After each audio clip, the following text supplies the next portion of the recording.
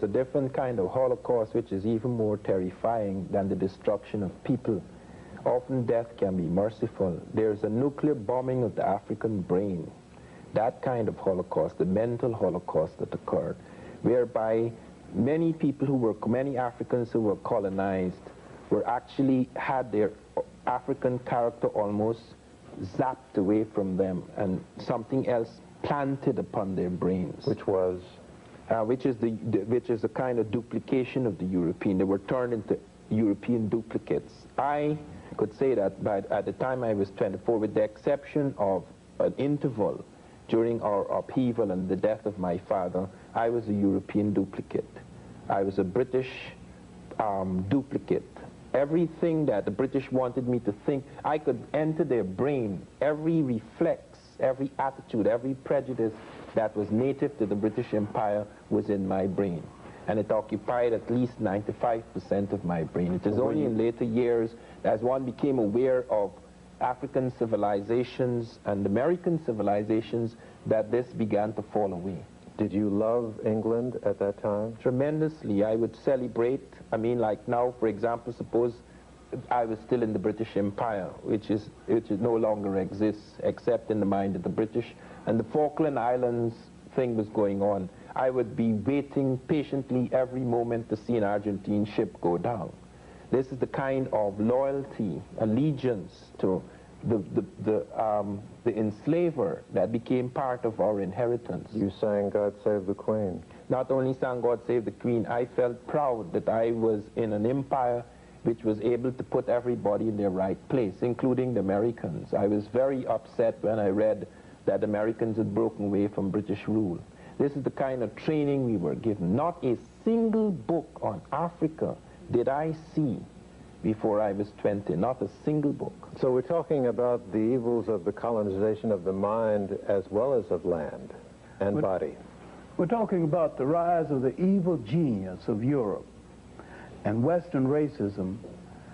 There wasn't enough soldiers in all Europe to hold down that vast world. They had to conquer something else other than just the physical body. They had to conquer the mind. And maybe their most tragic and dubious achievement was the convincing of so many people that they were supposed to be ruled over by these Europeans. It was one of the great propaganda miracles. What was the most effective vehicle for that propaganda? The Bible and the assumption that the European was a Christian. He never was a Christian, he never will be a Christian, and there are two things the European dares not live by. If he tried to live by them 24 hours, he is finished, and that is Christianity and democracy. Because his civilization, his way of life, his power is based on things diametrically opposed to those two things. How does the Bible help enslave the mind? I'm asking by saying that this is the will of God. There's an excellent book, good God, I haven't seen it in years though, except a Xerox copy in my library, called The Role of the Missionary in Conquest. A lot of the land was taken from the African, with the missionary going ahead of the colonizer and telling them it is the will of God that we control this land. A lot of the land, the Kenyan highlands, a lot of land in Uganda was taken over by the church. In fact, the Catholic Church had title over most of the land surface of Uganda and hasn't relinquished it completely to this very day. Christianity was an instrument of colonialism, the handmaiden of colonialism. And I can remember as a little boy wanting to teach the junior class in Sunday school, and I began to look into the great book, trying to find my own people, and I didn't see that image nowhere. I tried to find the word Negro, and it wasn't in the Bible. I didn't know there was no such thing as a Negro, you know. And I looked at the Sunday school lesson, look at all these images, and all these images told me that I was nothing. I was outside of everything in the world, and that all the achievement in the world was done by white people. I go to the basic history books, and I see nothing but white images. I see nothing that endears me to myself or to my own people. Professor Ben, what do you have to say about the missionary position? I should say the practice of missionaries. Well, I don't have anything good to say, so I could make it by that one statement. And I don't think anyone who knows their African history could compliment the missionaries. First thing is that the assumption is made by Europeans, Billy Graham and others, and I noticed that he's getting his lumps now, for having the courage to say that somebody has practiced Christianity, but I don't know what he meant by that either.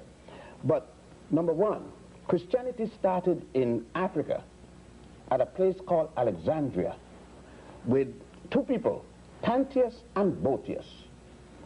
It spread across the North African continent. There were 7 patriarchs, equivalent to the word pope, 27 bishops before it arrived in Europe. An African by the name of Augustine, who made modern Christianity the basis for his writing, Europeans copied.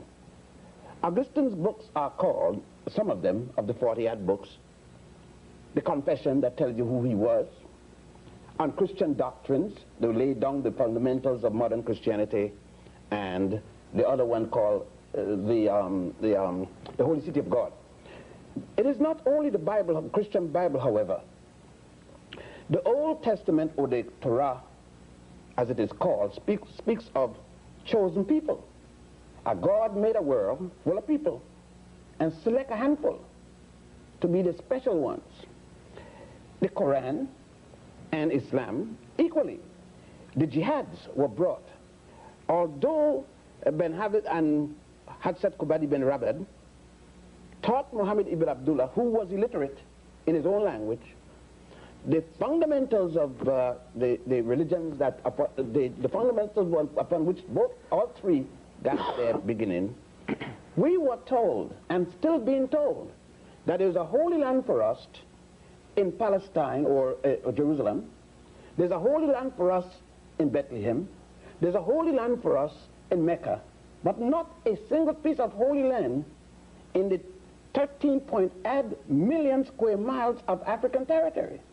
Yet, all three of those religions that I've spoken about got their fundamental principles.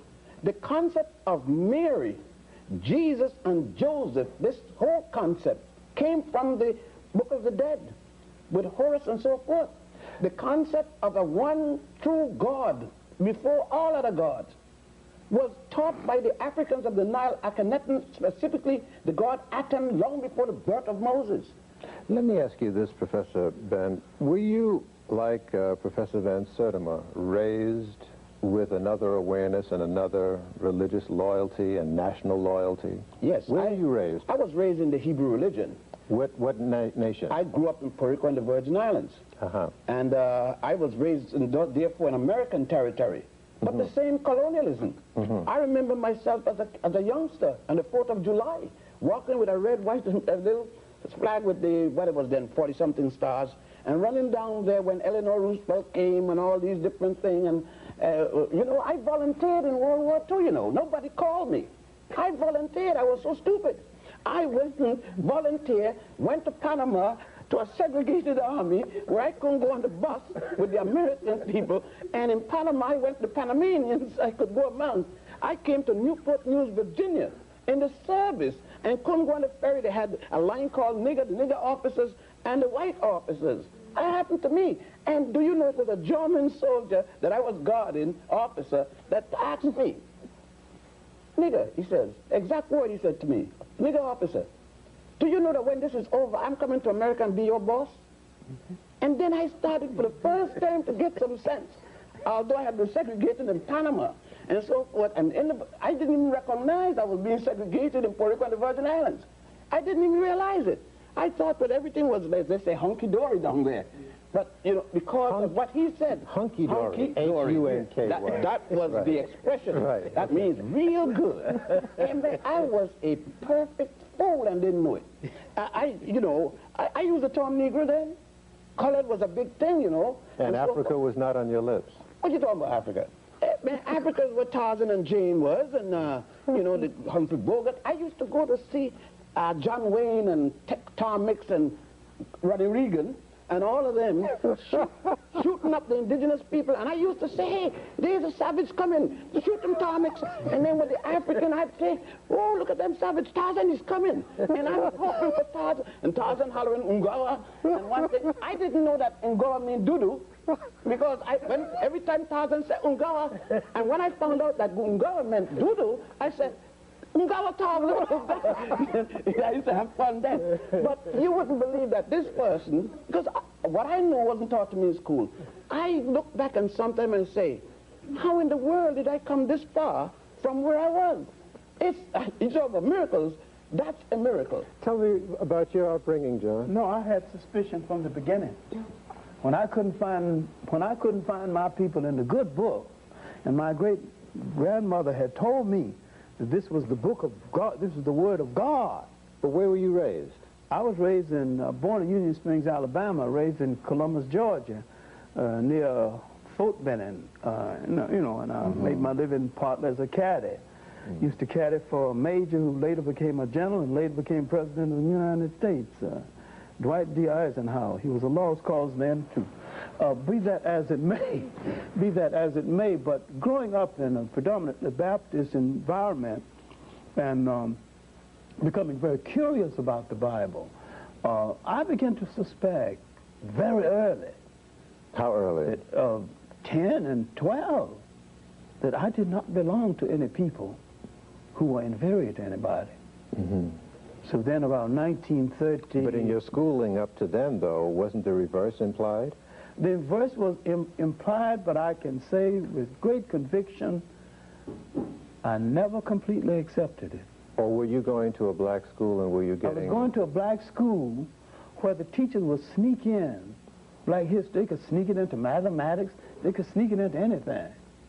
But it was in the 5th grade that I ran into a great teacher, Evelina Taylor, who was a deity to me to this day, when she saw me cutting the food and trying to get accepted by playing the fool, and she called me aside and closed the door and read the riot act and told me that I'll never let you be less than your best self.